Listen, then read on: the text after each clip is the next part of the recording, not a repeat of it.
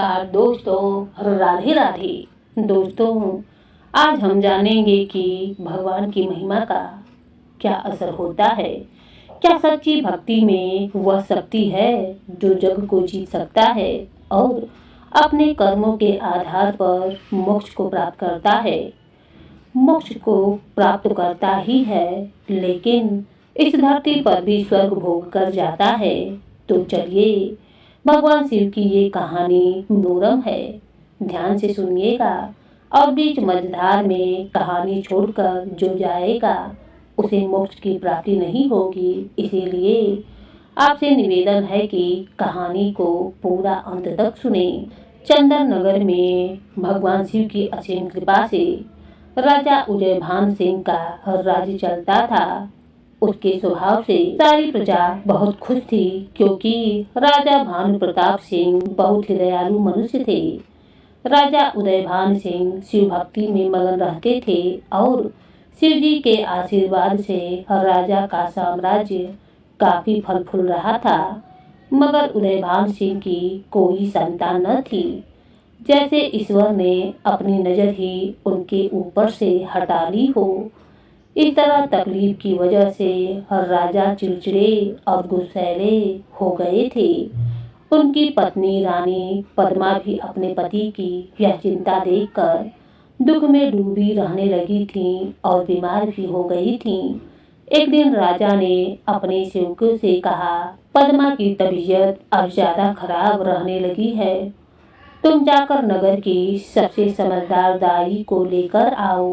वह दोनों नगर में चले जाते हैं। उदयभान सिंह भी अपने राजपुरोहित के पास पहुंचा। राजा जैसे ही राजपुरोहित को देखने लगा, उसके चरणों में गिरकर फूट फूट कर रोने लगा। राजपुरोहित इतने बड़े राजा को अपने कदमों में देखकर थोड़ा अभिमान महसूस करने लगे और सोचने लगा, अरे वाह, इतना बड़ा राजा मेरे कदमों में। इसका मतलब शिव जी की कृपा से अब मैं सबसे बड़ा ज्ञानी हो ही गया हूँ। राजा रोते हुए राजपुरोहित से बोला, राजपुरोहित जी, मेरा जीवन अंधकार में चल रहा है। न जाने मेरे शिव मुझसे क्यों रूठ गए हैं। समय बड़ा ही भारी हो गया है। यह सुनकर राजपुरोहित बोला, चिंता मत करिए महाराज, मैंने पहले से ही सब प्रबंधन कर लिया है। बहुत जल्द ही आपका अच्छा समय आने वाला है, मगर उसके लिए मुझे एक जरूरी काम करना होगा। पुरोहित राजा को दिलासा देकर भेज दिया और खुद शिव जी के मंदिर में जाकर पूजा करने लगा।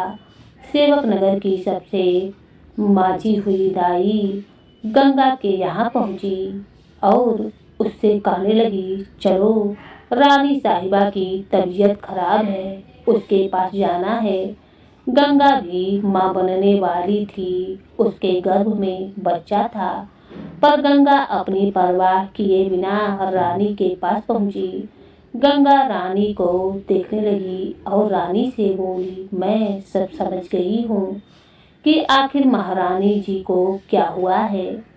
गंगा मायूस होकर राजा के पास पहुंची। राजा उससे पूछने लगा, क्या हुआ गंगा, यह सब ठीक तो है ना? मेरा दिल बैठा जा रहा है, कोई बड़ी बात तो नहीं है ना? गंगा ने कहा, नहीं महाराज, बात तो बड़ी है।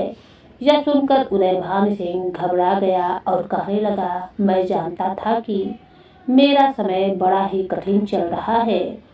शिव जी ने मुझसे अपनी नजर फेर ली है। यह सुनकर गंगा ने कहा, जी नहीं महाराज, इस बार हमारे शिव जी ने आप पर अपना हाथ रखा है। महारानी पेट से हैं। बहुत जल्दी आपके आंगन में नन्हे से बालक की किलकारियां गूंजने वाली हैं। यह सुनते ही राजा खुशी से झूम उठा। रानी पद्मा भी होश में आ गई थी। वह भी यह बात सुनकर बहुत ही खुश हुई और गंगा से बोली, बहन, तुमने मुझे जीने की नई वजह बताई है, मांगो, तुम्हें क्या चाहिए। रानी की बात सुनकर गंगा मुस्कुराते हुए अपने पेट पर हाथ फेरने लगी और कहने लगी, रानी साहिबा, एक गरीब औरत के लिए उसकी संतान ही उसकी सबसे बड़ी दौलत है। मुझे कुछ नहीं चाहिए। शिव जी की कृपा से आप दोनों जैसे महाराज और महारानी ने मुझ जैसे गरीब की चिंता की, मेरे लिए वही बड़ी बात है। अब मैं चलती हूँ। यह कहकर गंगा वहाँ से चल पड़ी। राजा रानी दोनों बहुत ही खुश थे। तभी राजपुरोहित आया और उसे पता चला कि रानी गर्भवती हैं। वह सोचने लगा, वाह, यही सही मौका है अपना परचम लहराने का। वह राजा से बोला, देखा महाराज, मैंने कहा था न कि बहुत जल्द ही शिव जी की कृपा आप पर होने वाली है। अब कुछ महीनों में इस महल में एक वीर योद्धा जन्म लेगा और वह आपका उत्तराधिकारी बनेगा। राजपुरोहित की यह बात सुनकर राजा बहुत ही खुश हुआ। वह राजपुरोहित से बोला, पुरोहित जी, आज तक आपके पूर्वजों ने राजघराने का भविष्य संभाला है। आपके हाथ में हमारा भविष्य है। राजा राजपुरोहित के आगे झुकता हुआ कहने लगा। पुरोहित पहले से घमंड में था, अब और अधिक घमंड महसूस करने लगा। वह बोला, चिंता ना करें महाराज, मेरा और शिव जी का ऐसा याराना है कि कुछ मांगूं और वह ना दें, ऐसा हो ही नहीं सकता है। अब मुझे महापूजा करने बड़े मंदिर जाना होगा। आप नगर में घोषणा करवा दीजिए कि जब तक मेरी पूजा चलेगी कोई भी उस बड़े मंदिर में न आए। राजा पुरोहित की बात मान गए और पुरोहित शिव जी के बड़े मंदिर में पूजा करने चला गया। इसी तरह दिन बीते, महीने बीते। राजा अपने पुत्र के पैदा होने की आस में दिन रात रानी का ध्यान रखने लगा। एक दिन पद्मा राजा से कहने लगी, महाराज, आप सिर्फ अपने बेटे के ख्यालों में खोए रहते हैं, मगर यदि बेटा नहीं बेटी हुई तो। यह सुनकर राजा को क्रोध आ गया और बोला, नहीं, ऐसा नहीं हो सकता। एक लड़की हमारे वंश के लिए किसी काम की नहीं है। तुम्हें मुझे बेटा ही देना होगा, वरना मैं तुम्हें माफ नहीं करूंगा। पद्मा यह सुनकर सहम गई। उधर गंगा को भी बच्चा होने वाला था और वह दिन भी आ गया था जब अचानक गंगा के पेट में दर्द शुरू हो गया। वह घर में एकदम अकेली थी। कुछ ही महीनों पहले उसके पति का देहांत हो गया था। वह हाथ जोड़कर भगवान से प्रार्थना करने लगी, हे शिव शंभू, मुझे शक्ति देना। आपके इस नन्हे रूप को इस धरती पर लाने से पहले मैं एक बार आपकी पूजा करना चाहूंगी। मगर गंगा के पास कोई मंदिर न था। शिवालय यानी कि शिव जी का मंदिर दूर था, जहाँ पर पुरोहित कब्जा किया हुआ था।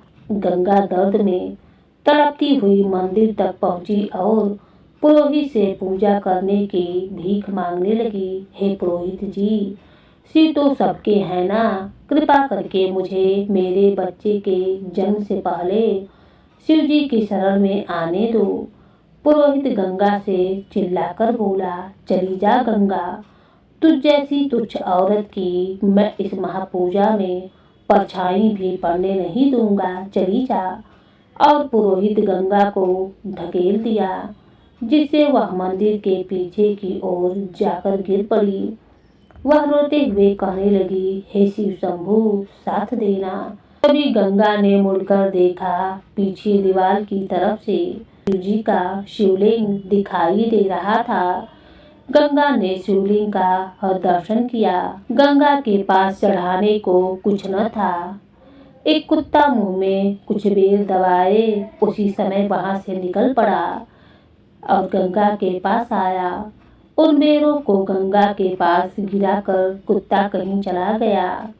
गंगा शिव जी को वही बेर चढ़ा दी और प्रार्थना करते हुए कहने लगी, शिव जी, मैं जानती हूँ आपके लिए भक्तों की जाति कोई रोक नहीं होती। कुत्ते के झूठे बैर भी आप स्वीकार करेंगे। वहीं बगल में बेलपत्र का पेड़ था। गंगा ने पत्थर मारकर बेलपत्र गिराकर शिव जी को बेलपत्र चढ़ा दिया। संयोगवश तभी वहां एक गाय आकर अपने दूधों से भरे थनों को उस जगह पर खाली करने लगी, जिसे देखकर गंगा ने दूध निकाला और शिव जी को चढ़ा दिया। यह देखकर गंगा बहुत ही खुश थी और मन ही मन सोच रही थी, हे प्रभु, यह कैसा चमत्कार है। आपने तो खुद ही अपने भक्तों को यहाँ इकट्ठा कर लिया। अब गंगा के पेट में अधिक दर्द होने लगा, क्योंकि वह दीवार के पीछे थी, इसीलिए वह किसी को भी दिखाई नहीं दे रही थी।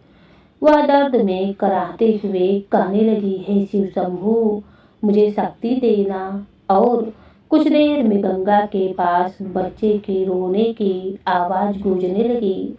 गंगा ने एक बच्चे को जन्म दिया था, मगर गंगा दर्द की वजह से बेहोश हो गई थी। गाय और कुत्ता वहीं खड़े होकर गंगा के बच्चे का रोना देखकर खुद भी रो रहे थे। शिव जी गंगा की इस भक्ति से बहुत प्रसन्न थे। उन्होंने अपने आशीर्वाद से गंगा को स्वस्थ कर दिया और गंगा कुछ ही देर में होश में आ पहुंची। उसने आंखें खोला तो देखा कि बेटा तो गाय के थनों से मजे से दूध पी रहा है और हंस रहा है। तभी बच्चा रेंगता हुआ वहां से मंदिर की दीवार के सहारे जाकर हाथों में मिट्टी भरकर खाने लगा। गंगा यह देखकर चौंक गई और वहां जाकर देखा तो मिट्टी हटाने से जमीन में धंसे हुए एक शिवलिंग बाहर आ रहे थे। गंगा यह देखकर चौंक गई। तभी वहां से कुछ सन्यासियों की मंडली गुजर रही थी, जिनकी नजर गंगा पर पड़ गई। वह सारी कहानी समझ गए और उसकी मदद करने को वहां पर आ पहुंचे। वह गंगा से कहने लगे, बेटी, यह संतान ही नहीं बल्कि यह तो साक्षात शिव का प्रसाद है, इसीलिए इस बच्चे का नाम शिवा ही होगा। गंगा ने कहा, ओम नमः शिवाय। शिव जी ने मेरे मुन्ने के हाथ से धरती को चीरकर दर्शन दिए हैं। वह सन्यासी लोग गंगा को उसके घर तक छोड़ आए और उसके घर में ही शिवलिंग की स्थापना कर दी। एक छोटा सा मंदिर भी बनवा दिए। अब पूरे नगर में गंगा और उसके चमत्कारी बच्चे की खबर फैल चुकी थी। इधर रानी पद्मावती के पेट में भी दर्द शुरू होने लगा था, मगर नगर की बड़ी बड़ी दासियां और हकीम रानी की मदद नहीं कर पा रहे थे। एक दासी ने आकर राजा को बताया, महाराज, अगर जल्दी ही रानी का बच्चा पैदा नहीं हुआ तो गर्भ में जहर फैलने का डर है। इससे बच्चे और माँ दोनों ही मर सकते हैं। रानी की हालत की बात पूरे नगर में फैल गई और यह बात गंगा के कानों तक भी जा पहुंची। मगर शिवा अभी बहुत छोटा था। गंगा तभी अपने पड़ोसन काजल को शिवा का ध्यान रखने के लिए अपने घर में बैठाकर बोली, काजल, महारानी को मेरी जरूरत है। जब तक मैं ना आऊं, मेरे शिवा का तुम ध्यान रखना। काजल ने कहा, अरे तू आराम से जा, शिवा कोई अकेला थोड़ा ही है, वह मेरा भी लल्ला है। मैं हूँ यहाँ पर, तू जा। गंगा फटाफट राजमहल पहुंची और राजा से बोली, महाराज, मैं रानी की मदद कर सकती हूँ। गंगा और बाकी दासियां रानी की मदद करने कमरे में पहुंच गईं और कुछ ही देर में कमरे के अंदर से बच्चे के रोने की आवाज आई। उसे सुनकर राजा उदयभान और पुरोहित दोनों बड़े ही प्रसन्न हुए। राजपुरोहित बोला, देखा न महाराज, बेटा ही है। मैंने राजवंश के लिए इतने महीनों तपस्या जो की है। गंगा कमरा खोली तो गंगा के हाथ में पद्मा की संतान थी। राजा गंगा से कहने लगा, गंगा, इस वीरान राजमहल में आज तेरी वजह से यह किलकारियां गूंज उठी हैं। मांगो, क्या मांगना चाहती हो? गंगा ने कहा, नहीं महाराज, बस माँ और संतान हमेशा ठीक रहें।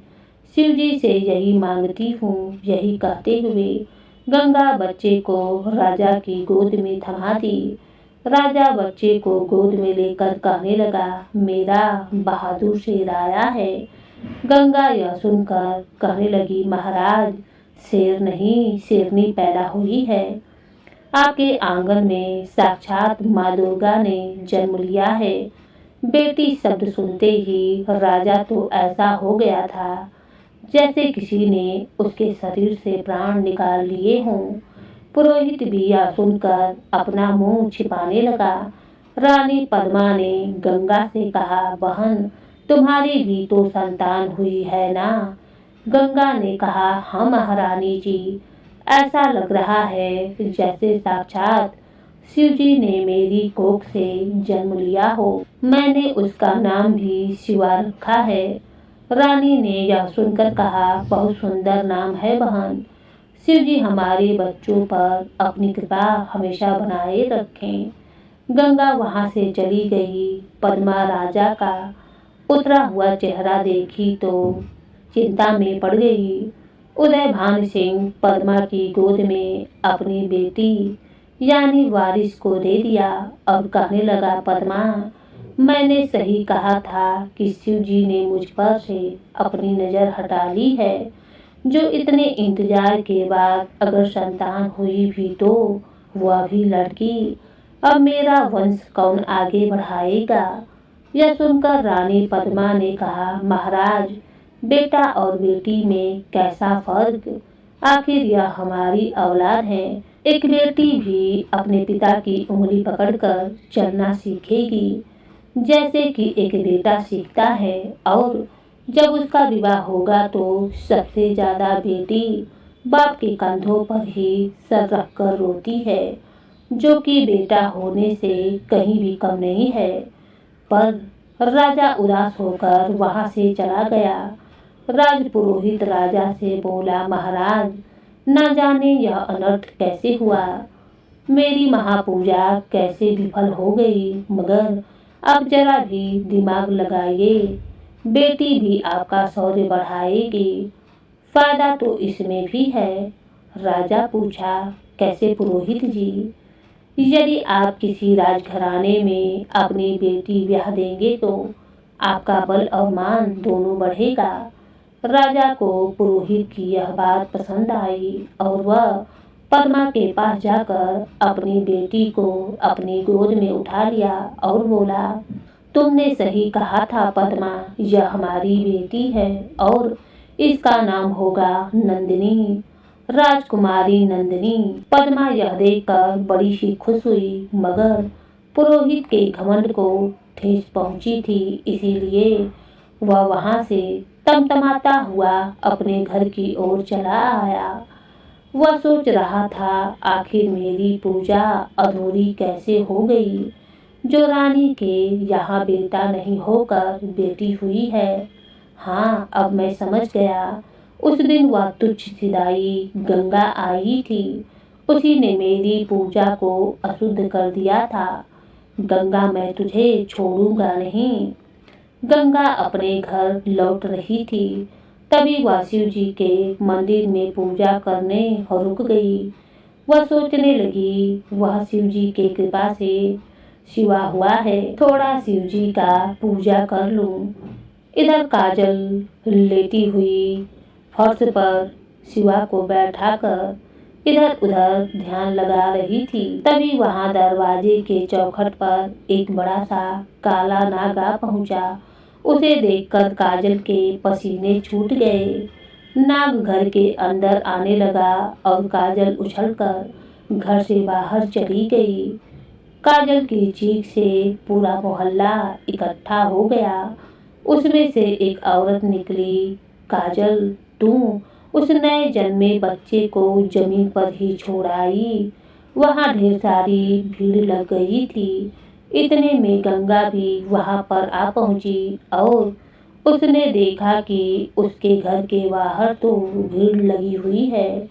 वह घबरा कर पूछने लगी, क्या हुआ भाई, यहाँ क्यों खड़े हो?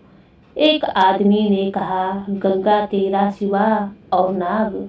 यह सुनते ही गंगा की चीख निकल पड़ी। मोहल्ले वाले उसे समझाते हुए कहने लगे, परेशान मत हो गंगा, और शिव जी का नाम लेकर अब सब कुछ उन पर ही छोड़ दे। गंगा तुरंत घर के अंदर भागी और उसने देखा कि शिवा फर्श पर लेटा हुआ हंस रहा है और नाग उसके शरीर से लिपट रहा था। शिवा ने नाग के फन को हाथ में थामा हुआ था। गंगा यह देखकर एकदम सन्न हो गई। गंगा के पीछे पीछे मोहल्ले वाले भी घर के अंदर आ पहुंचे थे। शिवा का यह रूप देखकर सभी उसके सामने सर झुकाकर उसे नमन करने लगे। उनमें से एक व्यक्ति कहने लगा, गंगा तेरा मुन्ना कोई आम बच्चा नहीं है। यह तो मुन्ना नहीं, यह तो छोटा शिवजी है, साक्षात शिवजी। ओम नमः शिवाय। गंगा भी अपने बेटे का यह रूप देखकर बहुत खुश हुई थी। उधर कैलाश पर्वत पर बैठे शिवजी भी यह देखकर मुस्कुरा रहे थे।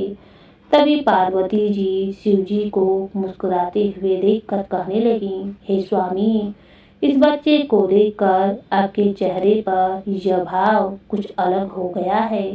क्या हुआ स्वामी? शिवजी ने कहा, सही कहा पार्वती तुमने। यह बच्चा मेरा आशीर्वाद लेकर तो पैदा हुआ है, मगर एक बड़े दोष के साथ। पार्वती जी ने पूछा, दोष? कैसा दोष? शिवजी बोले, कुछ चीजें समय आने पर ही सामने आए तो बेहतर है पार्वती। ऐसे ही समय बीतने लगा। उधर राजकुमारी नंदिनी की परवरिश में राजा ने कोई कमी ना रखी। उन्होंने बड़े ही शाही अंदाज में अपनी बेटी को बड़ा किया, मगर दूसरी ओर गंगा का शिवा तो बस अपने घर में बने मंदिर में बैठकर दिन रात शिव जी की पूजा में ही मग्न रहता था। लोग शिवा का बहुत सम्मान करने लगे थे। यूं कहते थे कि 20 वर्ष बीत गए, शिवा बिना शिव जी को भोग लगाए भोजन नहीं करता था। एक दिन शिवा को शिव जी के बड़े मंदिर के पास से लोगों के चिल्लाने की आवाज सुनाई दी। गंगा और शिवा भी वहां पर पहुंच गए। वहां जाकर उन्होंने देखा कि मंदिर के पास राजमहल का रथ खड़ा है और मंदिर के फर्श पर राजकुमारी नंदिनी बेहोश पड़ी हैं। आसपास राजकुमारियों की सखियां भी खड़ी थीं। शिवा ने पूछा, क्या हो रहा है भाई, यहाँ इतनी भीड़ क्यों खड़ी है? भीड़ में खड़े एक व्यक्ति ने बताया, भाई राजकुमारी को एक जहरीले सांप ने काट लिया है। अब तो इनका बचना नामुमकिन लग रहा है। और कुछ देर में राजपुरोहित वैद्य को लेकर वहां पर आ पहुंचा। नंदिनी का पूरा शरीर जहर फैलने की वजह से नीला पड़ चुका था। वैद्य राजकुमारी के नब्ज को लेकर कहने लगा, इनका बचना मुश्किल लग रहा है। अब तो शिव शंभू ही कोई चमत्कार कर सकते हैं। तभी शिवा बोला, क्या मैं एक बार राजकुमारी को देख सकता हूँ? गंगा भी कहने लगी, हाँ पुरोहित जी, एक बार मेरे बेटे को राजकुमारी को देखने दीजिए। राजपुरोहित बोला, ओ तो यह तेरा बेटा है, नहीं एक दाई का बेटा। राजकुमारी को कभी हाथ नहीं लगा सकता है। गंगा का अपमान देखकर शिवा अपनी माँ को लेकर वापस लौट आया और वहां से चला गया। कुछ देर के बाद राजा और रानी भी वहां पर आ पहुंचे और नंदिनी की ऐसी हालत देखकर घबरा गए। पद्मा अपनी बेटी को मरता देखकर विलाप करने लगी। तभी पास खड़े लोगों की भीड़ में आवाज आई, अरे इसे तो केवल अपना शिवा ही ठीक कर सकता है। रानी ने पूछा, शिवा? शिवा कौन? शिवा को बुलाइए, नंदिनी की हालत बहुत गंभीर है। वहाँ खड़ी एक महिला कहने लगी, शिवा अब नहीं आएगा।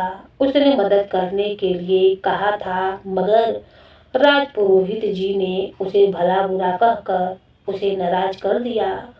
राजा राजपुरोहित को घूर कर देखने लगा और सैनिकों से बोला, राजकुमारी को उठाकर रथ में रखो, हम खुद शिवा के घर जाएंगे। राजपुरोहित बोला, परंतु महाराज, वह तो दाई का बेटा है। रानी कहने लगी, पुरोहित जी बस आप चुप हो जाइए। पुरोहित अपना अपमान कराकर एक तरफ हो गया। पद्मा और राजा शिवा के घर पहुंचे। गंगा उन दोनों को अपने गरीब खाने में देखकर चौंक पड़ी। पद्मा गंगा के सामने रोते हुए हाथ जोड़कर कहने लगी, मेरी बेटी को बचा लो बहन, उसने तुम्हारे ही हाथों से जन्म लिया था। गंगा राजकुमारी को मंदिर में लिटा दी और शिवा उसके बगल में बैठकर मंत्र जाप करने लगा। पुरोहित और बाकी लोग भी यह देख रहे थे। गंगा कह रही थी, मेरे बेटे पर शिव जी की असीम कृपा है महारानी जी, आप चिंता न करें, राजकुमारी जरूर ठीक हो जाएगी। और जैसे ही शिवा मंत्र जाप करता गया, वैसे ही विशाल नाग वहां पर आ पहुंचा, जिसने नंदिनी को मंदिर में काटा था। शिवा उसकी ओर प्रणाम करते हुए अपने दोनों हाथ जोड़कर कहने लगा, कैलाश पर्वत पर बैठे शिव जी मुस्कुरा रहे थे और सांप नंदिनी के शरीर से अपना सारा जहर फिर से चूसने लगा और नंदिनी के शरीर का नीलापन कम होता गया। सांप उसे एकदम ठीक करके और वहां से चला गया। शिव जी के आशीर्वाद से नंदिनी ठीक हो गई। यह देखकर सब लोग खुश हो गए। पद्मा गंगा के सामने हाथ जोड़ते हुए कहने लगी, मांगो बहन, जो चाहे मांग लो। एक बार फिर तुमने नंदिनी को जन्म दिया है और आज तुम्हारे बेटे ने उसे दूसरा जन्म दिया है। गंगा ने कहा, नहीं महारानी जी, शिवा शिव जी का भक्त है और शिव भक्त किसी पर कोई एहसान नहीं करते हैं। आप राजकुमारी का ध्यान रखना। पुरोहित खड़ा खड़ा गंगा और शिवा को घूर रहा था। राजा और पद्मा नंदिनी को ले जाने लगे। तभी राजा की गोद लेटी नंदिनी तुरदी आंखों से शिवा का चेहरा देखी और धीमी आवाज में कहने लगी, शिवा। अब दिन बीतने लगे थे, मगर गंगा के मन में दबी एक चिंता उसे सताने लगी थी। एक दिन वह शिवा से बोली, बेटा शिवा, अगर मैं कहूँ कि मेरी एक अधूरी इच्छा है तो तुम उसे पूरी करोगे, तो क्या तू मेरी बात मानेगा? शिवा ने कहा, हाँ माँ बोलो। गंगा ने कहा, बोलूंगी, समय आने पर जरूर बोलूंगी। उधर नंदिनी उसी दिन के बारे में सोच रही थी।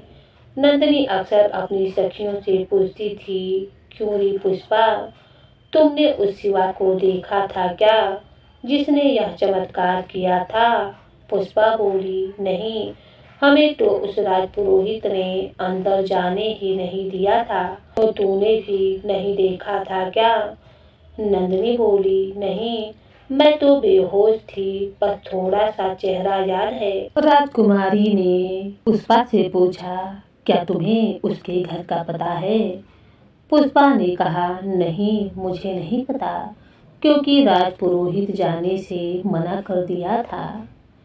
इधर राजपुरोहित राजमहल में राजा उदयभान सिंह के पास पहुंचा और राजा से कहने लगा, महाराज, राजकुमारी 21 वर्ष की होने को आई है और उनकी कुंडली के दोष के अनुसार अगर उनकी शादी कुछ ही दिनों में नहीं की गई तो उनके संपूर्ण जीवन में फिर उनकी शादी का योग बिल्कुल भी नहीं बनेगा।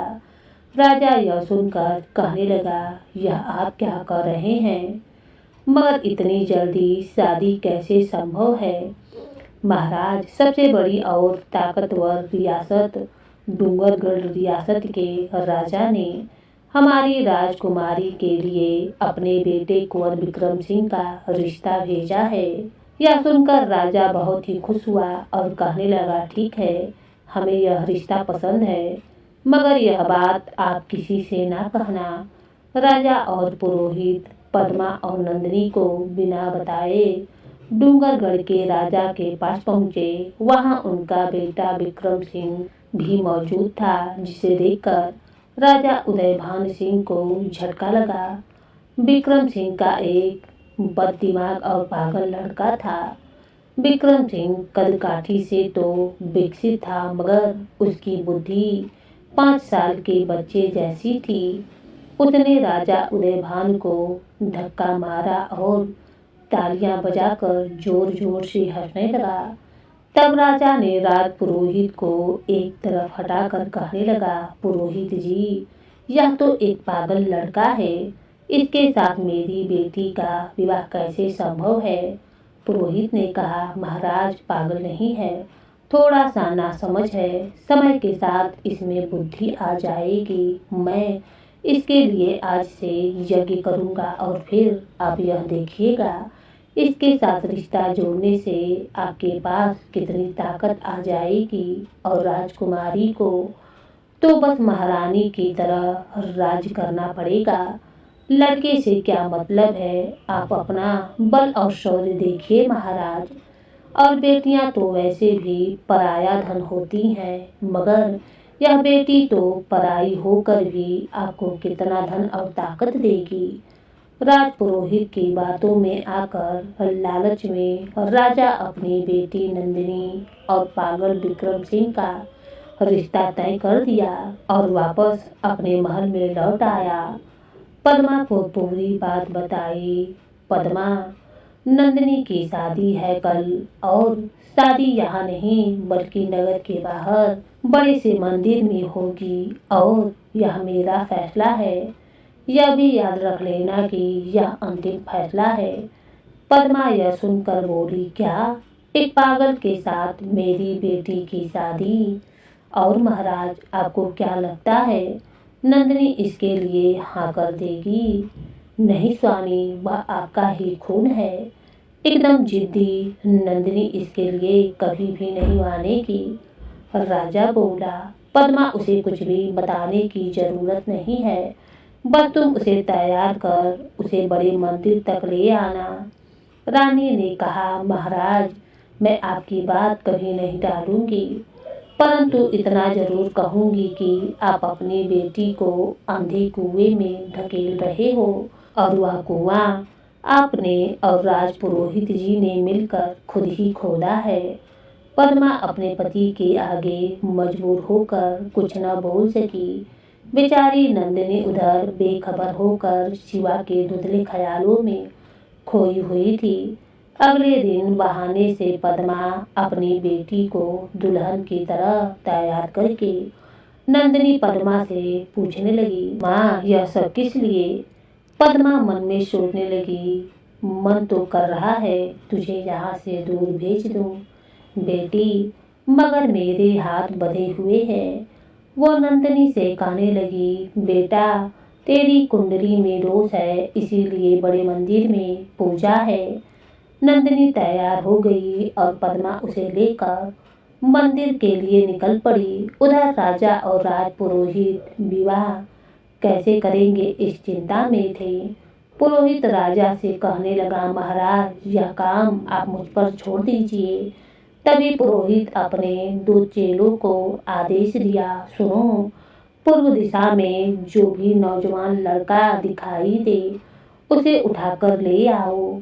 हम नंदिनी के सामने विक्रम सिंह को नहीं लाएंगे। राजपुरोहित ने डूंगरपुर के राजा से पूरी योजना पहले ही तय कर ली थी। राजा उदयभान भी फिर से पुरोहित की बातों में आ गया। सैनिक दक्षिण दिशा की ओर चले गए और इधर गंगा शिवा को सूर्यदेव को जल चढ़ाने के लिए कहने लगी, लेकिन बादल होने के कारण वह चलकर थोड़ा दूर चला गया था। तभी सूरज बादलों से बाहर निकल आया और शिवा जल चढ़ाने लगा। शिवा जल चढ़ा ही रहा था कि राजा के सैनिक उसके ऊपर चादर डालकर उसे पकड़ लिए और उसके हाथ पांव बांध दिए। शिवा उनसे पूछने लगा, कौन हो तुम लोग और मुझे क्यों ऐसे पकड़ रखा है। वह सैनिक शिवा की गर्दन पर भाला रख दिए और कहने लगे, अगर तूने हमारी बात नहीं मानी तो हम तेरी माँ को खत्म कर देंगे। और शिवा चुप हो गया। दोनों सैनिक आपस में बातें करते रहे। उसका मुंह बंद करके ले चलो। पुरोहित जी ने जैसा लड़का बताया था यह वैसा ही लड़का है। हर कोई पुरोहित की चाल से बेखबर था। उधर नंदिनी भी हवन कुंड के सामने बैठी हुई थी और राज पुरोहित कहने लगा, दूल्हे को लेकर आओ। यह सुनते ही नंदिनी चौंक पड़ी और कहने लगी, माँ, दूल्हे को क्यों? या आप लोग क्या कर रहे हैं? माँ कुछ न बोली। बेचारी पद्मा कुछ भी न बोल सकती थी। राजा तो पहले से ही पुरोहित के विश्वास में अंधा हो चला था। वह नंदिनी से कहने लगा, मेरी बच्ची, मैं जो भी कर रहा हूँ तेरे भले के लिए ही कर रहा हूँ। तभी नंदिनी क्रोध में उठकर वहां से भागने लगी और जैसे ही मंदिर के पीछे खड़े शिवा को दूल्हा बना देखी तो उसे अपने ख्यालों वाला धुंधला चेहरा याद आया। वह सोचने लगी, हाँ यही है वो शिवा, मेरा शिवा। इसका मतलब मेरा विवाह शिवा के साथ किया जा रहा है। यह जानकर नंदिनी बहुत ही खुश हुई। वह सोचती हुई, आखिर पिताजी ने मेरे मन की बात कैसे जान ली।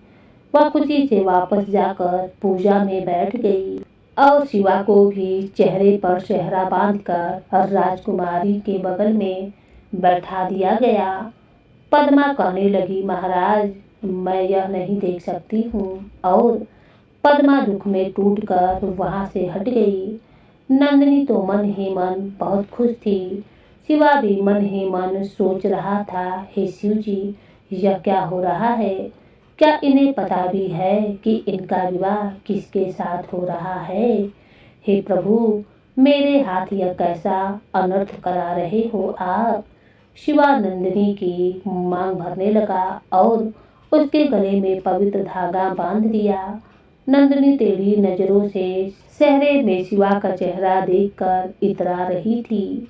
देवलोक में बैठे शिव पार्वती अत्यधिक प्रसन्न हो रहे थे। पार्वती जी बोली, स्वामी, लगता है अब हमारी सारी बाधाएं खत्म हो जाएंगी। आखिर इस जोड़ी का आज मिलन हो ही जाएगा। शिव जी ने कहा, देवी, असली परीक्षा की घड़ी तो अब शुरू हुई है। शिवा और नंदिनी का जीवन इसके आगे बहुत कठिन होने वाला है। शादी संपन्न हुई। नंदिनी बहुत खुश थी और रानी पद्मा की आंखों में दबे हुए आंसू थे।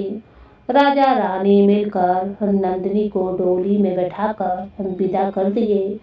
अब बारी शिवा की थी। राजपुरोहित राजा और रानी पद्मा के साथ बाकी लोगों को राजमहल के लिए रवाना कर दिया। शिवा के पास पहुंचा।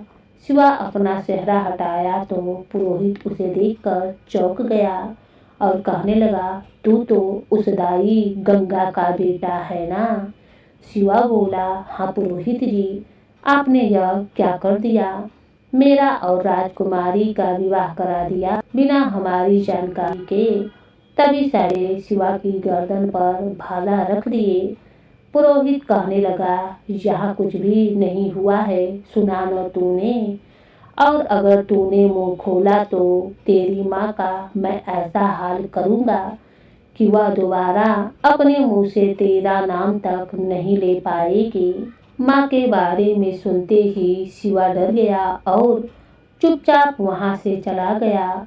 उधर गंगा शिवा के इंतजार में घर के दरवाजे पर ही बैठकर राह देख रही थी। जैसे ही वह घर आया, गंगा उसे लिपट गई और कहने लगी, तू कहाँ चला गया था? तुझे पता है ना, तुझे मैं अपनी नजरों से दूर नहीं कर सकती। शिवा एकदम सन्न था। वह बिना कुछ बोले आंगन में बने शिवजी के मंदिर में जाकर शिव की आराधना करने लगा। शिवजी पूरा घटनाक्रम देखकर मंद मंद मुस्कुरा रहे थे। माता पार्वती उनसे कहती थी, हे स्वामी, माना कि आप सब जानते हैं, परंतु ऐसे भोले भंडारी बनकर ना बैठिए। मुझे भी तो बताइए, आखिर शिवा और नंदिनी की क्या कहानी है। शिवजी मुस्कुराते हुए कहने लगे, पार्वती, तुम बड़ी हो नादान हो, चंचल हो, सब्र करो। सब्र करने से सब जान पाओगे। नंदिनी और शिवा एक दूसरे की मंजिल हैं, मगर उनके रास्ते के बीच अभी बहुत सी मुश्किलें आनी बाकी हैं। पुरोहित गंगा के घर के सामने खड़ा था और बीते सालों में गंगा की बातें याद कर खुद को अपमानित महसूस कर रहा था। वह सोच रहा था, मुझे यह तुच्छ सिराई और इसका बेटा हमेशा नीचा दिखाने की कोशिश करते हैं, मगर अब नहीं। अगर किसी को भी अब पता चला कि राजकुमारी की शादी शिवा से हुई है तो सारी चाल खराब हो जाएगी। यह सोचकर घमंडी पुरोहित ने सैनिकों को शिवा के घर में आग के गोले फेंकवाने को आदेश दे दिया। गंगा घर के अंदर ही थी और शिवा घर के आंगन में बैठकर शिव आराधना कर रहा था। जैसे ही आग के गोले अंदर फेंके गए, वह कुछ ही पलों में उड़कर बाहर खड़े सैनिकों और पुरोहित की ओर वापस आने लगे। शिवा की आराधना की वजह से एक सुरक्षा घेरा बन गया था, जिससे आग के गोले वापस पुरोहित की ओर आने लगे थे और बाहर खड़े सभी सैनिकों को आग लग गई थी। साथ ही पुरोहित के धोती में भी आग लग गई थी। वह जलती हुई धोती लेकर दूर भाग गया और पानी की बावड़ी में कूदकर अपनी जान बचाई।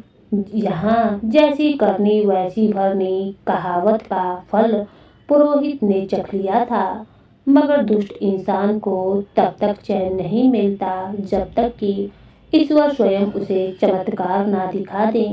इसी तरह कहानी में पुरोहित के पाप का घड़ा भरना अभी बाकी था।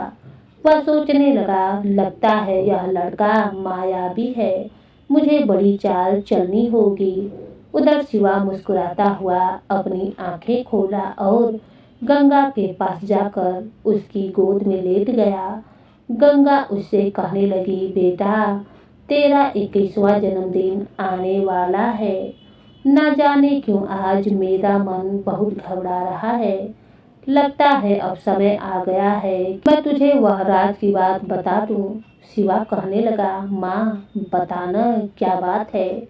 मैंने मन्नत मांगी थी कि तेरे 21वें जन्मदिन से पहले मैं ज्योतिषलिंग के दर्शन कर तेरी लंबी उम्र की मनोकामना मांगूंगी, और यदि मैं ऐसा ना करूं तो मेरे प्राण चले जाएं। यह सुनते ही शिवा का मन विचलित हो गया। वह कहने लगा, माँ, ऐसी बात मत करो, मैं आज ही यात्रा पर निकल जाऊंगा। मेरी लंबी उम्र का तो नहीं पता, मगर तेरी उम्र के लिए मैं हर लिंग के दर्शन का। गंगा शिवा का सामान बांधकर उसे विदा कर दी। शिवा सोचने लगा, मुझे कुछ समय के लिए नंदिनी की बात मन में ही दबानी होगी, अन्यथा यात्रा समय पर पूरी नहीं होगी। उसी रात को शिवा कलश पात्र को लटकाए हुए यात्रा पर निकल पड़ा। उधर नंदिनी के मन में शिवा से आमने सामने मिलने के लड्डू फूट रहे थे। नंदिनी अपने ससुराल जाने से पहले बीच में ही कहीं रुकी थी। तभी वह अपने कक्ष में शिवा के आने का इंतजार करते हुए सोचने लगी, कैसा होगा शिवा। व्यवहार में तेज हुआ तो नहीं नहीं, शक्ल से तो काफी सीधा और मधुर लगता है। गंगा माँ भी तो कितनी अच्छी है और उसने मेरी जान भी तो बचाई है। वह ऐसा सोच रही थी, तभी कक्ष का दरवाजा खुला और दूल्हा अंदर आया। नंदिनी की सांसें अटक गईं। सामने शिवा नहीं था, पागल विक्रम सिंह खड़ा था। तभी डूंगरगढ़ का राजा वहां पर आ पहुंचा। नंदिनी पूछने लगी, आप लोग कौन हैं? राजा ने कहा, हम तुम्हारे ससुर और यह तुम्हारे पति हैं, राजकुमार विक्रम सिंह। नंदिनी बोली, नहीं, मैं इसे नहीं जानती हूँ। मेरी शादी तो शिवा से हुई है, इस पागल से नहीं। यह सुनते ही धूर्त राजा ने नंदिनी को एक जोरदार चांटा मार दिया और नंदिनी और विक्रम सिंह को कमरे में बंद करके वहां से चला गया। विक्रम सिंह नंदिनी को देखकर पागलों की तरह हंसने लगा। जैसे ही वह नंदिनी की तरफ आया, नंदिनी ने उसे धक्का दिया। उसका सर दीवार पर लगा और वह बेहोश होकर एक तरफ जमीन पर गिर पड़ा। नंदिनी सोचने लगी, हे प्रभु, यह कैसी लीला है आपकी। विवाह किसी और से और भाग्य में यह पागल लिख दिया। मुझे इन सवालों के जवाब ढूंढने ही होंगे। अगली सुबह राजनंदिनी और राजकुमार को बुलाने के लिए एक सैनिक को उनके कक्ष में भेजा गया।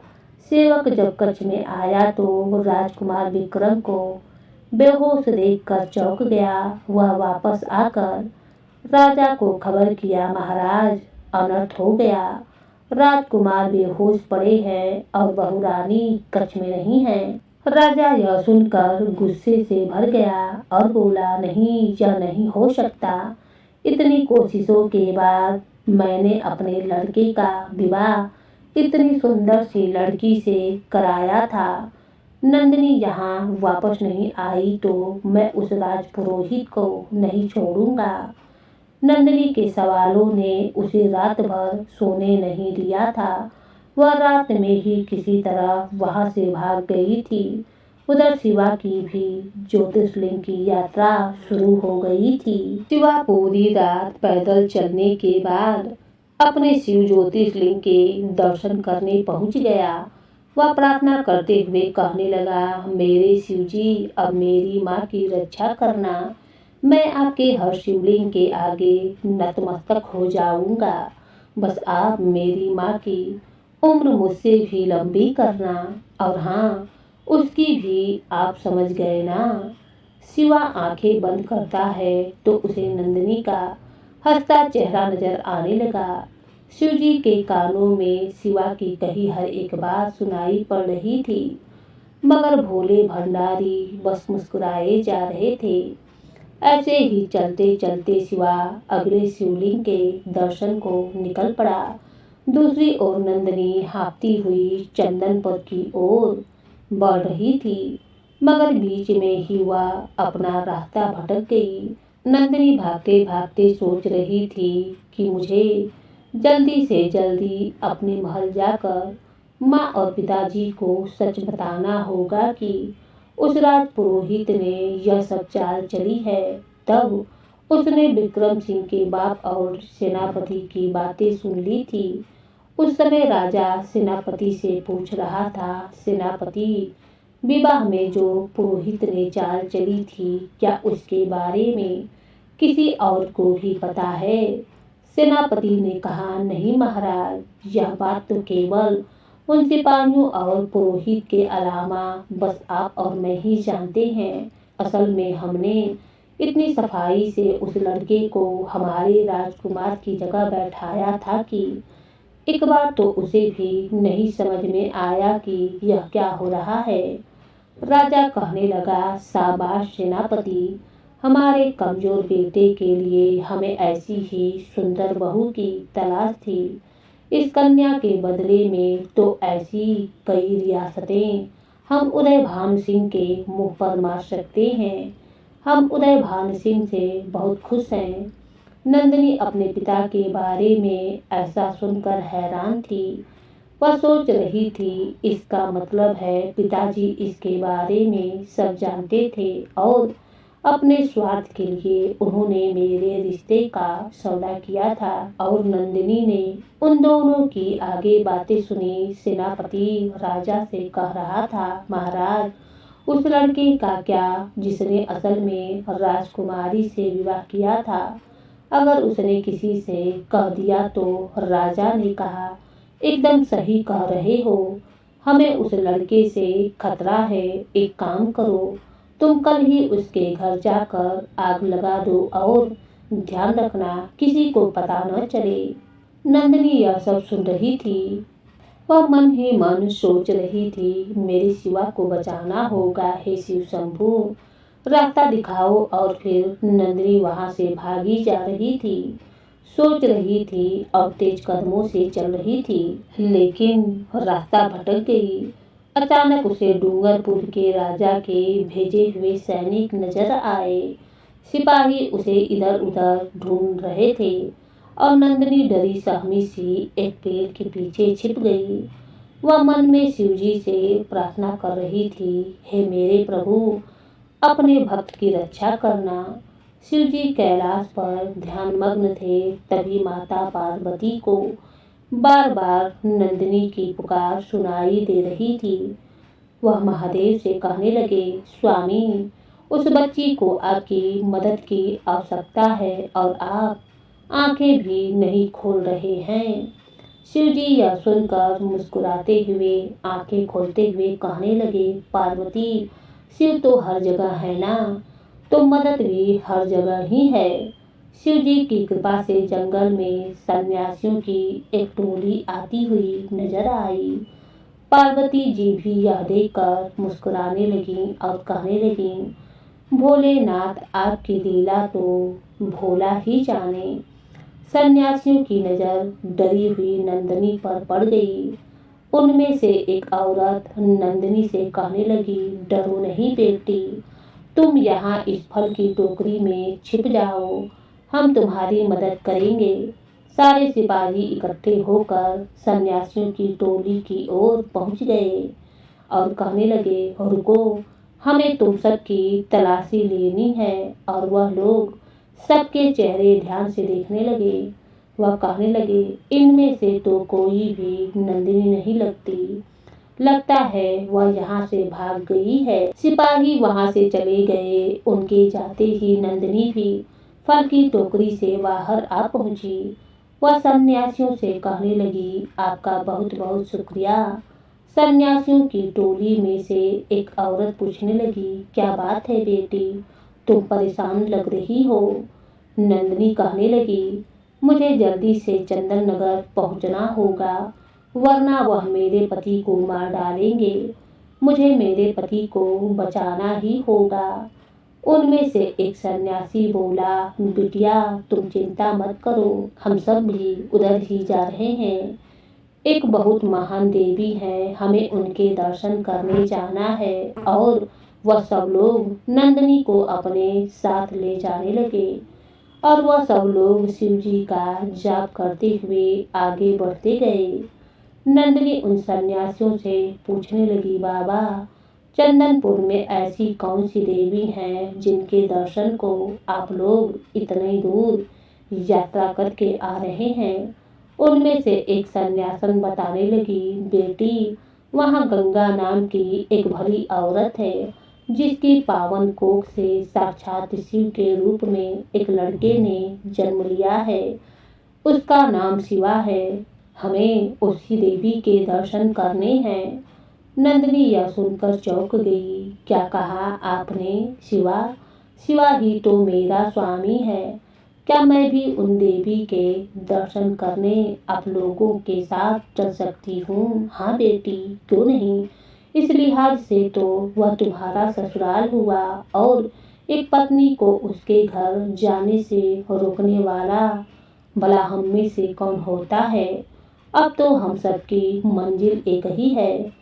सब लोग चंदनपुर पहुंच गए। उधर पागल विक्रम सिंह के पिता ने उदय भान सिंह के यहाँ भी नंदिनी के लापता होने का संदेशा पहुंचा दिया था, जिसकी वजह से उदय भान सिंह भी क्रोध में आग बबूला हो गया था। राजा पद्मा के पास पहुंचा और कहने लगा, सुना तुमने कैसे कर्म किए हैं तुम्हारी बेटी ने।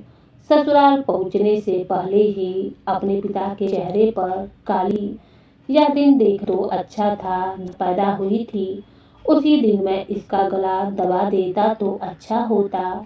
अब इस समस्या से मुझे केवल राजपुरोहित जी ही निकाल सकते हैं। वरना यह जंग का ऐलान हो सकता है।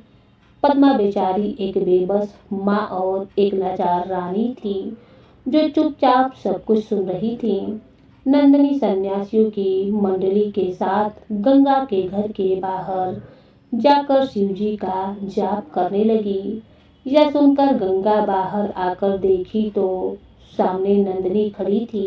यह देखकर गंगा चौंक गई और कहने लगी, राजकुमारी आप यहाँ, मुझ गरीब के घर। नंदिनी ने कहा, यह सब आपसे मिलना चाहते थे। गंगा पूछने लगी, कौन? यहाँ तो कोई भी नहीं है। यह सुनकर राजकुमारी मुड़कर पीछे देखी तो वहाँ उनके साथ कोई भी नहीं था। कहाँ गए सब? तभी उसे याद आया कि अचानक उस जंगल में उस मंडली का आना शिवजी का चमत्कार ही हो सकता था। वह दोनों हाथ जोड़कर शिवजी को नमन करने लगी। शिवजी जैसी लाज मेरी रखी वैसे ही अपनी हर भक्त की बनाए रखना।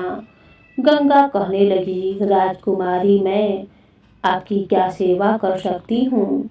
तभी नंदिनी गंगा के पांव छूने लगी और कहने लगी, नहीं माँ जी, सेवा तो अब मैं करूँगी आपकी।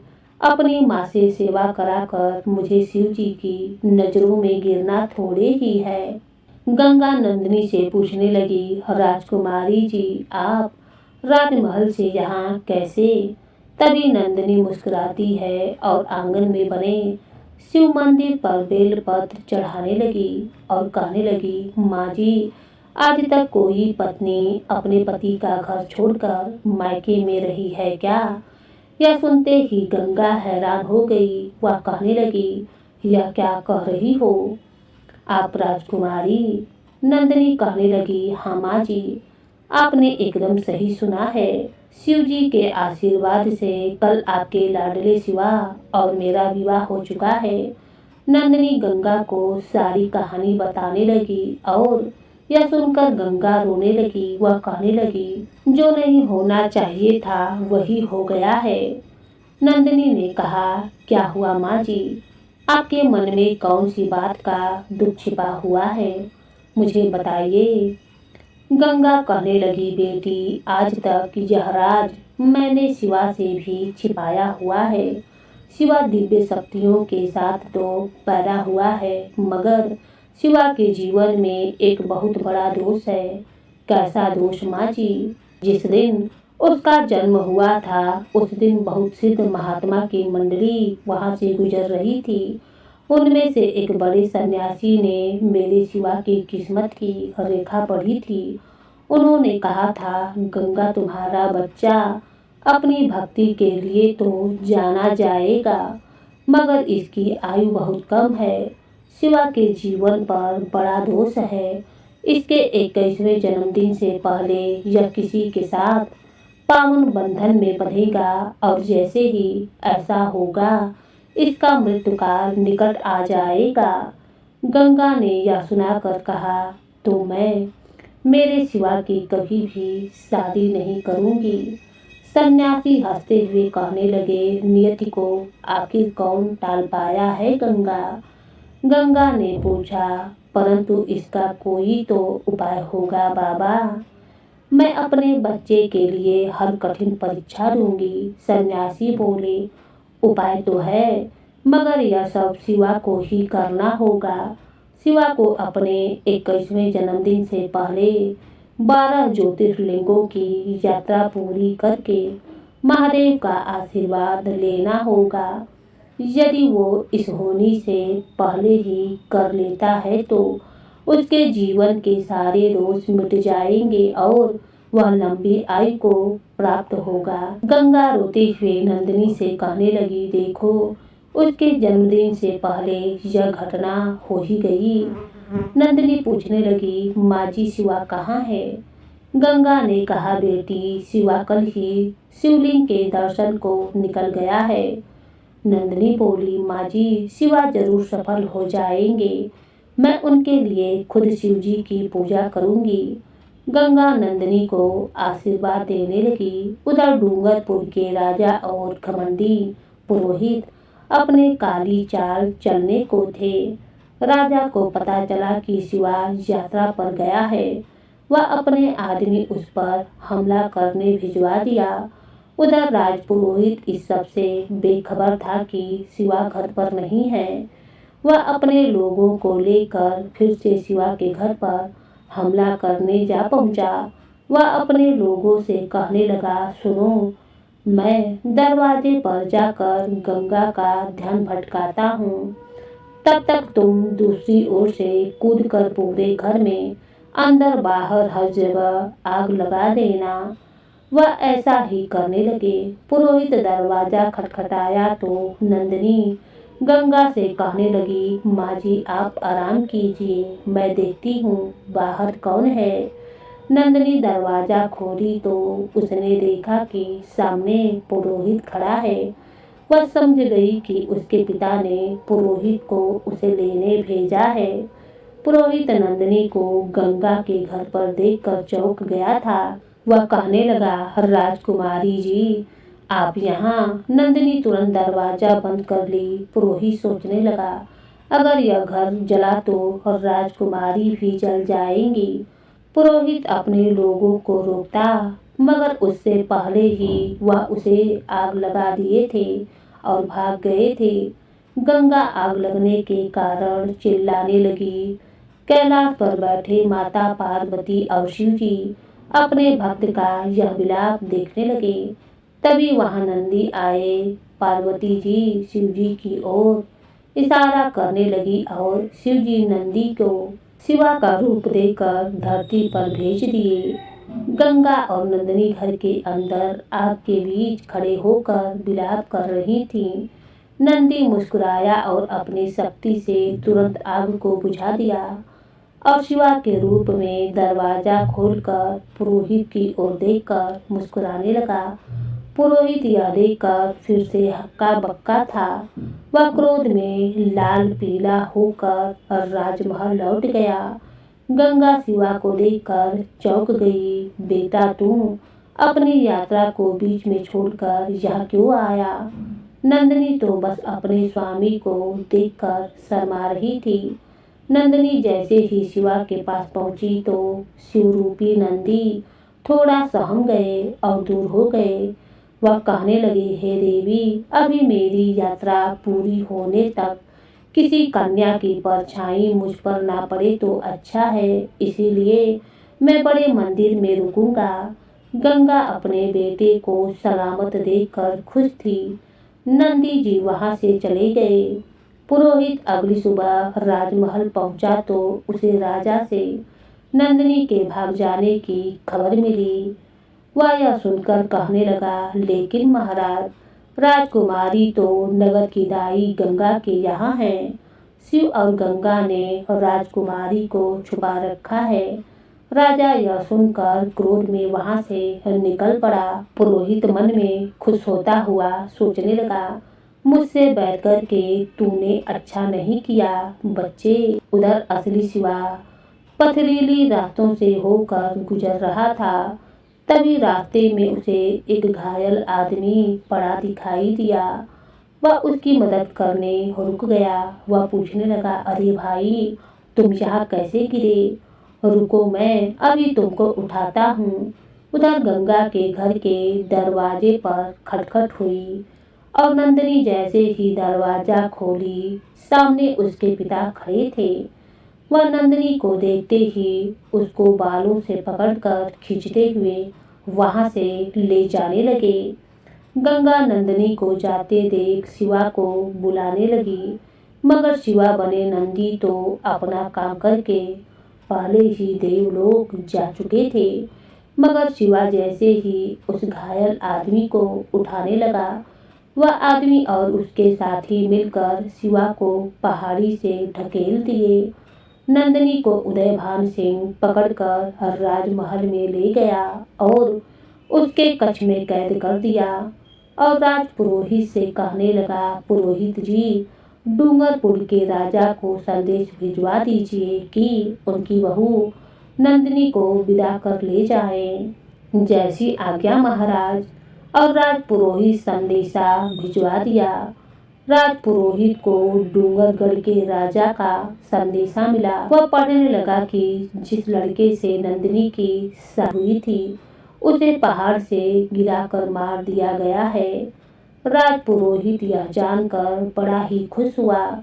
वह सोचने लगा, अब मेरी आंखों में चुभने वाला कांटा हट चुका है, अब मुझसे महान कोई भी नहीं होगा। उधर पद्मा नंदिनी के कक्ष में पहुंची और उससे कहने लगी, बेटा तैयार हो जा, तेरे पिताजी ने तेरे ससुर और दामाद जी को तुझे लेने के लिए बुलाया है।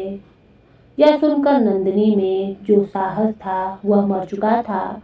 वह फिर से जाग गई। वह गुस्से से कहने लगी, वह मुझे लेने आ रहा है या खरीदने आ रहा है। पद्मा कहने लगी, नंदिनी यह क्या कह रही है तुम? हाँ माँ, हाँ चलिए मेरे साथ। और नंदिनी अपनी माँ का हाथ पकड़कर अपने पिता के पास ले गई और कहने लगी, पूछिए इनसे कि कैसा वर ढूंढा था इन्होंने, पूछिए। पद्मा भी चुप हो गई। माँ, इसका मतलब आप जानती थी यह सब? सब नहीं बेटी, मुझे तो तुम्हारे पिताजी ने जो आदेश दिया उसे मुझे हमेशा ही मानना पड़ा। उन्होंने तो कभी औरत के मन को पढ़ना चाहा ही नहीं, तो औलाद का मन कैसे जानते? उदय भान सिंह के कानों में यह शब्द सूल की तरह चुभ रहे थे। वह क्रोध में बोला, पद्मा बस अब चुप हो जाओ। तभी नंदिनी बोली, क्यों पिताजी, आखिर माँ की क्या गलती है कि उनकी कोख से एक राजकुमार ने नहीं बल्कि एक राजकुमारी ने जन्म लिया। तो आखिर मैं आपकी ही संतान हूँ, मगर उसका भी आपने सौदा कर दिया। यह सुनकर राजा और क्रोध में भरकर बोला, नंदिनी अगर एक और बार जुबान खोली तो मैं यह भूल जाऊंगा कि तू मेरी बेटी है। नंदिनी बोली, आपने याद ही कहाँ रखा है पिताजी। एक पागल से मेरा विवाह करके आपने सोचा कि आप सर्वशक्तिमान बन जाएंगे और इसके लिए मैं आपको कभी माफ नहीं करूंगी। तभी राजपुरोहित वहां पर आ पहुंचा। पद्मा नंदिनी से कहने लगी, बोल बेटी, डर मत, तेरी माँ तेरी साथ है। अपने पिता के इस झूठे अभिमान से तुझे डरने की जरूरत नहीं है। नंदिनी कहने लगी, विवाह के पावन बंधन के समय जो लड़का मेरे साथ था वह पागल विक्रम सिंह नहीं बल्कि कोई और था। इन्होंने धोखे से मुझे दूसरा दूल्हा दिखाकर शादी करके साथ की ओर फिर उस पागल के साथ विदा कर दिया था। राजा इस बात से अनजान था कि पुरोहित ने इतनी घिनौनी चाल चली थी। पद्मा भी यह सुनकर कहने लगी, क्या? अरे कैसे पिता हैं आप, अपनी बेटी का ऐसा सौदा? मैं ठोकर मारती हूँ ऐसी रियासत को महाराज। राजा भी यह सुनकर सहम गया और उसके कदम लड़खड़ा गए। वह कहने लगा, यह तुम क्या कर रही हो बेटी? नंदिनी पद्मा से कहने लगी, परंतु माँ, मेरे शिवजी ने हर कदम पर मेरा साथ दिया है। मंडप में जो भी चाल इन्होंने चली वह कामयाब तो हुई, मगर मेरा विवाह मेरी ही पसंद के लड़के से हुआ जिससे मैं मन ही मन प्रेम करती थी। सब आंखें बड़ी करके यह सुन रहे थे। पद्मा ने पूछा, कौन था वह बेटी? नंदिनी ने बताया, माँ गंगा काकी का बेटा शिवा, जिसने मुझे नया जन्म दिया था। पद्मा यह सुनकर बहुत ही खुश हुई। राजा पुरोहित से पूछने लगा, पुरोहित जी, नंदिनी यह जो कह रही है क्या आपने दूल्हे को शिवा से बदला था? पुरोहित कांपती आवाज में बोला, हाँ महाराज। राजा यह सुनकर क्रोध में उससे कहने लगा, ऐसा दुस्साहस, आप जानते हैं कि इसकी सजा क्या हो सकती है? यह कोई खेल नहीं कि राजकुमार की जगह आपने एक मामूली लड़के को बैठा दिया। तभी पुरोहित बोला, महाराज, परंतु अब सब ठीक है। मुझे अभी संदेशा मिला, वह लड़का सीढ़ी से गिरकर मर चुका है। यह सुनते ही नंदिनी का विलाप शुरू हो गया। वह पुरोहित से कहने लगी, दुष्ट, यह सब तेरा ही किया धरा है। और पिताजी, आप एक नई सुहागन को विधवा करके आपको खुशी मिल गई हो, तो अब आप भेज दो मुझे उस नरक में और ले लो ऊंचे महल का और बड़ी रियासत का आराम। मैं नहीं मान सकती कि मेरा सिवा मर चुका है। नहीं, मुझे उसे ढूंढना ही होगा। वह वहां से जाने लगी। तभी उदयभान उसे रोकने लगा। नहीं बेटा, तुम ऐसे नहीं जा सकती हो। पद्मा हमारी बेटी की आरती करके इसे भेजो। और जा बेटा, शिवा भोले तुझे शक्ति देंगे। यह सुनकर नंदिनी बहुत प्रसन्न हुई और राजा से लिपट गई। राजा कहने लगा, शौर्य के लोभ ने मुझे अंधा कर दिया था बेटी, मगर अब एक बाप अपनी बेटी की खुशियों की हत्या किसी भी कीमत पर नहीं करने देगा। तभी राजपुरोहित बोला, महाराज, अगर डूंगरपुर के राजा को नंदिनी नहीं मिली तो युद्ध भी छिड़ सकता है। उदयभान ने कहा, छिड़ने दो पुरोहित जी, अब मुझे कोई फर्क नहीं पड़ता। नंदिनी पर ऐसे सैकड़ों महल न्यौछावर हैं, हमें अब कोई परवाह नहीं है। अब नंदिनी वहां से चली गई। राजा कहने लगा, पुरोहित जी, आपसे तो हम इन सब के बाद में निपटेंगे। इधर शिवा जैसे ही पहाड़ी से गिरा था, ऊपर बैठे शिवजी ने अपनी शक्ति से नीचे फूलों की चादर बिछा दी थी, जिसकी वजह से शिवा को कुछ भी नहीं हुआ था। तभी वहां से वही सन्यासियों और उनकी मंडली गुजर रही थी, जिन्होंने बचपन में शिवा का नाम शिवा रखा था। वह उसे उठाए और अपने साथ ले गए। शिवा को होश आया तो वह उससे पूछने लगा, मान्यवर, आप कौन हैं? संत शिवा को सब बात बता दिए। इतनी ऊंचाई से गिरकर भी तुम बच गए हो। लगता है तुम शिव जी के पसंदीदा भक्त हो। नाम क्या है तुम्हारा और कहाँ के रहने वाले हो?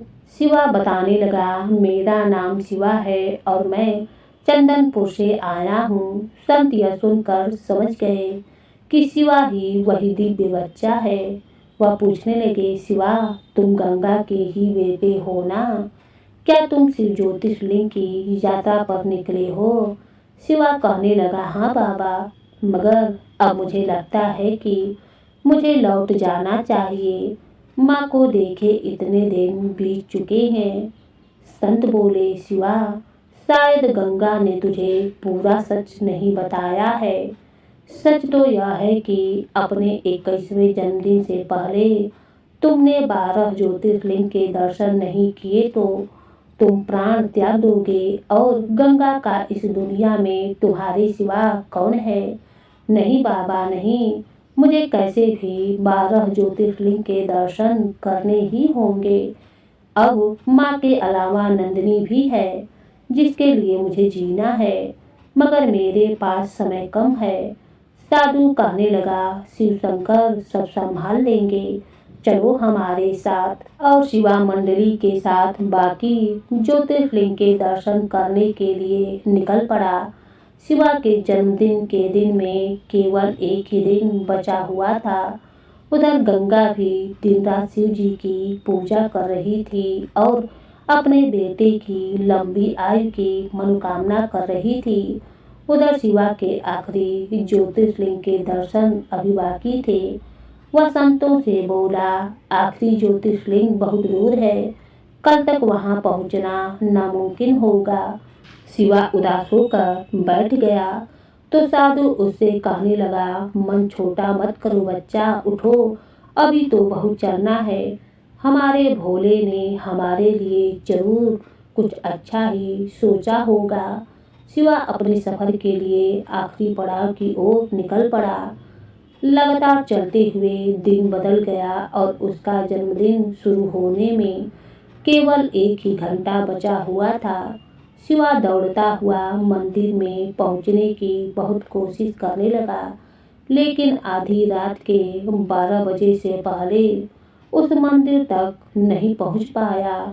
वह पूरे 1 घंटा देरी से पहुंचा और मंदिर की सीढ़ी पर लेटकर फूट फूट कर रोने लगा। मैं समय पर मेरे शिव जी का दर्शन नहीं कर पाया माँ, सब खत्म हो गया। तभी शिवा रोती हुई आंखों से देखा कि उसके सामने एक लड़की आकर खड़ी है। शिवा चौंक कर देखा कि सामने नंदिनी खड़ी थी। शिवा उससे पूछने लगा, नंदिनी तुम यहाँ पर? नंदिनी बोली, हाँ, मैं यहाँ पर एक पत्नी होने का फर्ज पूरा करने आई थी। नंदिनी राजमहल से आकर के तुरंत गंगा के पास गई थी। वहाँ उसे पता चला कि शिवा को कुछ भी नहीं हुआ है। वह गंगा से ज्योतिर्लिंग का पता पूछ के उस तरफ निकल गई थी। आखिरी ज्योतिर्लिंग पर पहुंचकर वह पंडित जी से पूछने लगी, पंडित जी, मुझे अपने पति के नाम से पूजा करनी है, क्या मैं कर सकती हूँ? पंडित जी उससे कहने लगे, हाँ बेटी, बिल्कुल कर सकती हो। विवाह के बाद पत्नी पति के जीवन में बराबर हिस्सेदारी रखती है, उसके सुख में भी और उसके दुख में भी। यह सुनकर नंदिनी खुश हो गई और शिवा के बदले खुद पूजा करने लगी।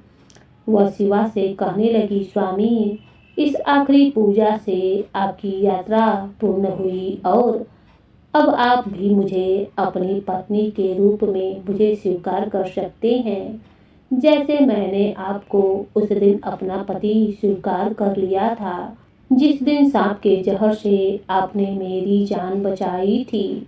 शिवा यह जानकर खुश होकर रो पड़ा और नंदिनी को गले लगा लिया। कैलाश पर्वत पर बैठे शिव जी शिवा को आशीर्वाद देने लगे और शिवा का जीवन दोष मुक्त हो गया। उधर राजा उदयभान ने डूंगरगढ़ राजा से समझौता कर अपनी एक रियासत उसके नाम कर दी और उससे छुटकारा पा लिया। पद्मा अपने पति का यह करुणामयी रूप देखकर बहुत खुश हुई। शिवानंदिनी के साथ गंगा के पास आया और सारी कहानी सुनाने लगा। गंगा कुछ कहती उससे पहले ही राजा के कुछ सिपाही आए और कहने लगे, आप सबको महाराज ने राजमहल में बुलाया है। सब लोग सहमे हुए राजमहल पहुँचे।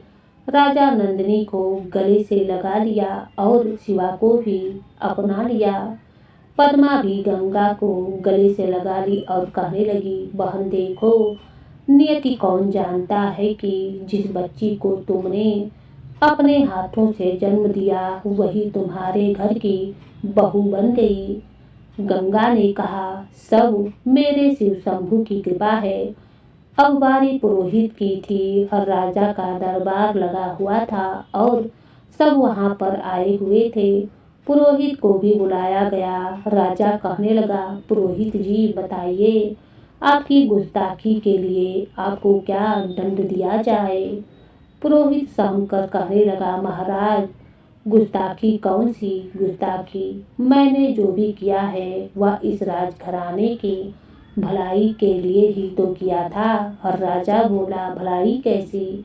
आज तक आप जो भी कहते आए वह सिर्फ हमें भ्रमित करने के लिए कह रहे थे। पुरोहित बोला, महाराज, आप शिव के सबसे बड़े भक्त का अपमान कर रहे हैं। अगर मुझे क्रोध आया तो पूरे राज्य को श्राप दे सकता हूँ। तभी बीच में शिवा बोल पड़ा, माफ कीजिए महाराज, मगर मैं पुरोहित जी से कुछ कहना चाहता हूँ। पुरोहित जी, आप शिव के भक्त भले ही होंगे, मगर क्या शिव ने आपको अपना भक्त स्वीकार किया है? पुरोहित क्रोध में कहने लगा, मूर्ख लड़के, तू यह क्या बोल रहा है? शिवा बोला, वही जो आप सुन रहे हैं। शिव के भक्त होने का इतना बड़ा घमंड क्यों है आपको? भक्ति तो आपको कोमल और मधुर बनाती है, अभिमानी नहीं। पुरोहित बोला, यदि ऐसा है तो तेरी भक्ति साबित करके दिखा। राजा कहने लगा, आप दोनों अपनी अपनी भक्ति दिखाइए। यह सुनकर शिवा कहने लगा, महाराज, मुझे भक्ति साबित करने में कोई रुचि नहीं है, क्योंकि शिव भक्ति मेरे लिए कोई चुनौती नहीं है, मगर यदि आप यही चाहते हैं तो मैं तैयार हूँ। नंदिनी बोली, पिताजी अगर आपकी आज्ञा हो तो क्या चुनौती मैं चुन सकती हूँ। राजा की सहमति से नंदिनी चुनौती का चुनाव करने लगी और बोली, आप दोनों को जलते अंगारों पर चलना होगा और फिर आप दोनों में से जो भी शिव जी को प्यारा है, शिव उसकी रक्षा अवश्य करेंगे। पद्मा कहने लगी, बेटा यह क्या कह रही हो। तभी गंगा ने कहा, मुझे मेरे शिवा और उसकी भक्ति पर पूरा विश्वास है। दरबार में अंगारे लाए गए। पहली बारी शिवा की हुई। शिवा एक बार फिर भी सोचे बिना अंगारों पर चलना शुरू करने के लिए पांव आगे निकालने लगा। वह दोनों हाथ जोड़कर आंखें बंद करके शिव जी की आराधना शुरू किया। वही कैलाश पर्वत पर बैठे शिव जी और माता पार्वती यह सब देख रही थीं। शिव जी मुस्कुराते हुए शिवा के ऊपर अपनी शक्ति डाल दिए और नीचे शिवा जैसे जैसे कदम आगे बढ़ाता रहा, वैसे वैसे वे अंगारे फूलों में बदलते जा रहे थे। दरबार में बैठे सभी लोग यह देखकर हाथ जोड़ ले रहे थे और शिवा चुनौती में पुरोहित की बारी आने से पहले ही सफल हो गया था। मगर बारी तो पुरोहित की भी थी। फिर से जलते अंगारे मंगाए गए और पुरोहित जलते अंगारों को देखकर भय से कांप उठा। वह जैसे ही पहला पांव रखा, जलते कोयले से उसका पांव जल गया और वह उछलकर दूर जाकर गिर पड़ा और कहराते हुए कहने लगा, नहीं, मैं इन अंगारों पर नहीं चल सकता हूँ, मुझे बहुत दर्द होगा। शिवा पुरोहित को उठाया और उसके पांव पर मलहम लगाने लगा। यह देखकर पुरोहित हैरान था। शिवा कहने लगा, पुरोहित जी, निस्संदेह आप शिव के सच्चे भक्त हैं, मगर भक्ति घमंड की वजह कभी नहीं बन सकती। आप शिव को मन से याद कीजिए, अपने ज्ञान से नहीं। यह सुनकर सभी लोग तालियां बजाने लगे। पुरोहित बहुत शर्मिंदा हुआ और अपना सर झुका लिया। तो दोस्तों, यह शिव जी की कहानी आपको कैसी लगी? अगर कहानी पसंद आई हो तो प्लीज़ वीडियो को लाइक करें और चैनल को सब्सक्राइब जरूर करें और शिव जी का नाम कमेंट बॉक्स में जरूर लिखें। ओम नमः शिवाय।